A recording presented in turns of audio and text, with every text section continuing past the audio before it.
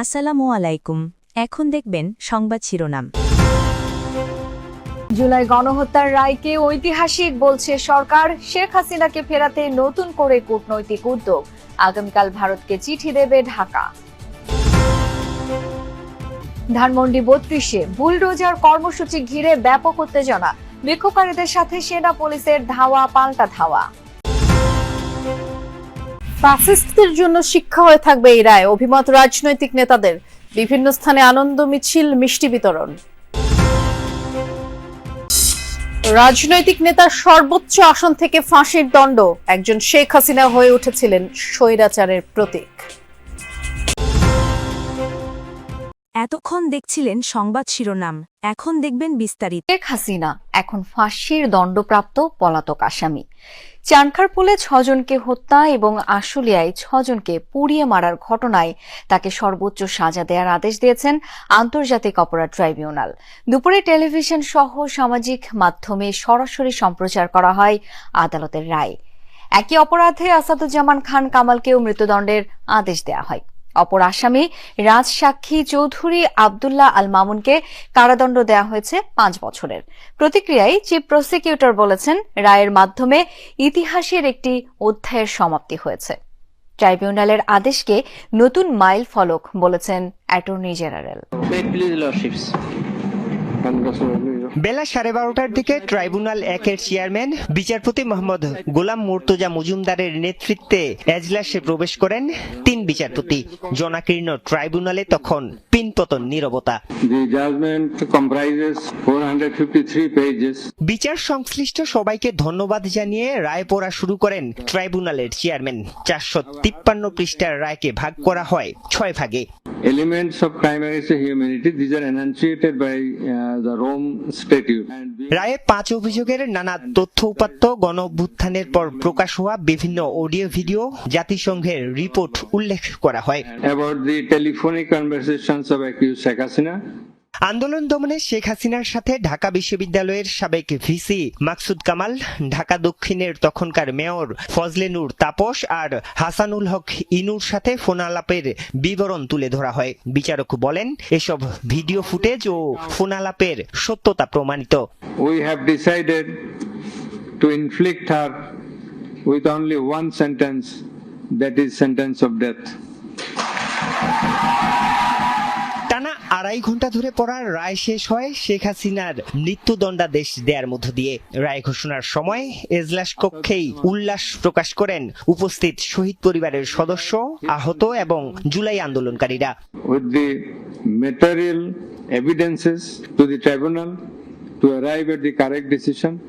চানখারপুলে 6 জনকে হত্যা এবং আশুলিয়ায় 6 জনকে পুড়িয়ে মারার ঘটনায় শেখ হাসিনার নির্দেশ প্রমাণিত হওয়ায় তাকে ফাঁসির দণ্ডাদেশ দেয়া হয়।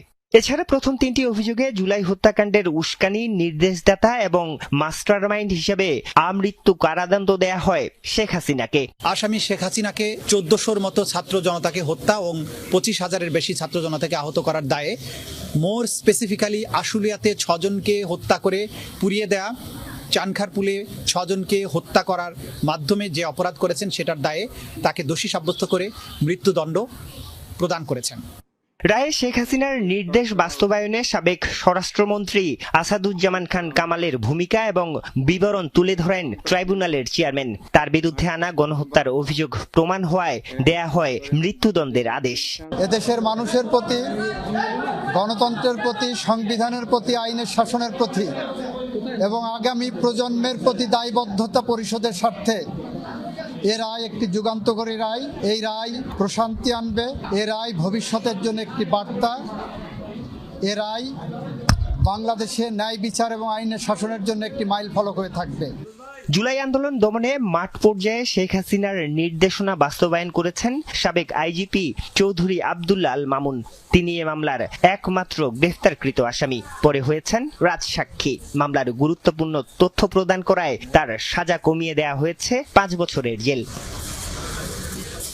রাষ্ট্রপক্ষ এ রায়ে সন্তুষ্টির কথা জানালেও রাষ্ট্রনিযুক্ত শেখ হাসিনার আইনজীবী এ রায়ে কষ্ট পেয়েছেন। আমি কষ্ট পাচ্ছি, এটাই আমার বক্তব্য। আর আমার পক্ষে এই মামলায় কোনো এপিল করার সুযোগ নাই যতক্ষণ পর্যন্ত না আমার ক্লায়েন্টরা এসে মাননীয় ট্রাইব্যুনালে সারেন্ডার করবেন অথবা তারা কোনোভাবে গ্রেপ্তার হবেন, এর আগ পর্যন্ত কোনো এপিলের ডিভিশনে যাওয়ার আর কোনো সুযোগ নেই। এর আগে রায়ের শুরুতে ট্রাইব্যুনালের চেয়ারম্যান জানান, এই রায় প্রদানের ক্ষেত্রে রোম ইনস্টিটিউট এবং আন্তর্জাতিক অপরাধ আদালতকে অনুসরণ করা হয়েছে।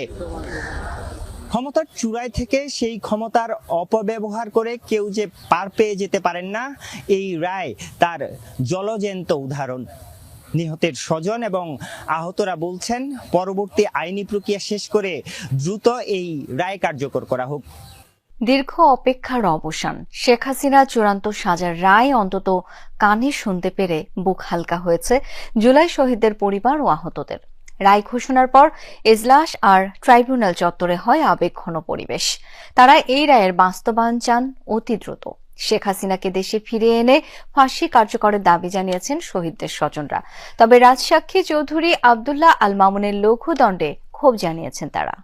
We have decided to inflict her with only one sentence, that is sentence of death. এই চোখের পানি জমা ছিল 14টি মাস। বুকে জমা পাথর যেন কিছুটা হালকা হলো এই রায়ে শেখ হাসিনার ফাঁসির আদেশ শুনে। জুলাইয়ে আহত এবং শহীদ পরিবার ছাড়াও এজলাসে চোখ ভিজে ওঠে অনেকের। শেখ হাসিনার রায় নিয়ে সন্তুষ্টি প্রকাশ করলেও আব্দুল্লাহ আল মামুনের সাজা কমানোয় সংক্ষুব্ধ শহীদ পরিবারগুলো। খুনি শেখ হাসিনা এবং সাবেক খুনি স্বরাষ্ট্রমন্ত্রীর যেই রায়টি এসেছে সেটির সাথে আমরা একমত পোষণ করছি। যে রায় দেওয়া হলো এতে আমরা অত্যন্ত খুশি আছি। চৌধুরী আব্দুল্লাহ মামুনের যে মাত্র 5 বছর রায় দেওয়া হয়েছে, আমি এই রায়কে আমরা শহীদদের পরিবারের পক্ষ থেকে গ্রহণ করি না। শুধু রায় ঘোষণা নয়, শেখ হাসিনাকে দেশে ফিরিয়ে এনে দ্রুত তা বাস্তবায়নের দাবি করেছেন ভুক্তভোগী সবাই। সরকারের কাছে বিনীত অনুরোধ করছি, অতি দ্রুত তাদেরকে দেশে এনে এই ফাঁসি কার্যকর করা আমাদের একটা আশা আকাঙ্ক্ষা। আমি আন্তর্জাতিক ট্রাইব্যুনালে আইছি যাতে ফাঁসির রায়টা অতি দ্রুতভাবে কার্যকর হয়। সেই মানুষগুলোর ফাঁসি যদি আমরা দেখতে পারি, অন্তত আমরা নিজেকে সান্ত্বনা দিতে পারবো যে না, আমরা শাস্তিটা নিজের চোখে দেখেছি। বাংলাদেশে মঞ্চ করে ফাঁসির রশ্মি, মঞ্চতে ফাঁসির রশ্মি দিয়ে যেদিন কে রায় ঘোষণা করবেন সেদিন আমরা শান্তি পাবো। শেখ হাসিনার রায় ঘিরে সকাল থেকেই ট্রাইব্যুনালে জড়ো হন জুলাইয়ের শহীদ পরিবার এবং আহত যোদ্ধারা। তারা বলছিলেন ফাঁসি ছাড়া আর কোনো রায় তারা মানেন না। অবশ্য ভরসা ছিল ট্রাইব্যুনালের ওপর। প্রত্যাশা পূরণ হওয়ায় চোখ ভরা পানি আর বুক ভরা স্বস্তি নিয়ে বাড়ি ফিরেছেন তারা। মানবতা বিরোধী অপরাধে শেখ হাসিনা, আসাদুজ্জামান খান কামালের ফাঁসির আদেশে সন্তুষ্ট ফ্যাসিবাদ বিরোধী রাজনৈতিক দলগুলো। ন্যায় বিচার প্রতিষ্ঠিত হয়েছে উল্লেখ করে বিএনপি নেতা সালাউদ্দিন আহমদ বলেছেন, কোন শাসকের স্বৈরাচার হয়ে ওঠা রোধে এই রায় দৃষ্টান্ত হয়ে থাকবে। জামায়াত নেতা গোলাম পরোয়ার বলেন, রায়